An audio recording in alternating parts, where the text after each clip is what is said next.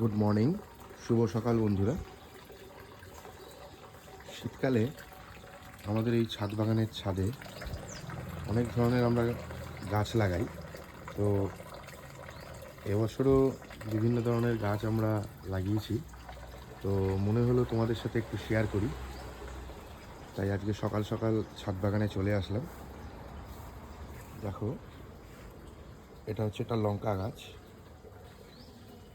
ধানি লঙ্কার গাছ। এইটুকুটুকু লঙ্কা হবে, কিন্তু খুব ঝাল, খুব ঝাল হয়। আর এখানে আমাদের জবা গাছ রয়েছে। জবা গাছে প্রচুর ফুল দেয়, প্রত্যেক দিন আমরা এরকম ফুল পাই। এগুলো কালকের জন্য, আজকে ফুল সকালবেলা বাবা তুলে নিয়েছে পুজো দেওয়ার জন্য। এগুলো হচ্ছে কালকে ফুটবে। এদিকে রয়েছে গাঁদা ফুল, গাঁদা ফুলের চাষ হয়েছে।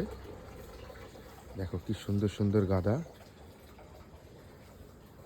শীতকাল আসলেই বিভিন্ন রকম গাছপালা লাগানোর জন্য মনটা কীরকম জানি,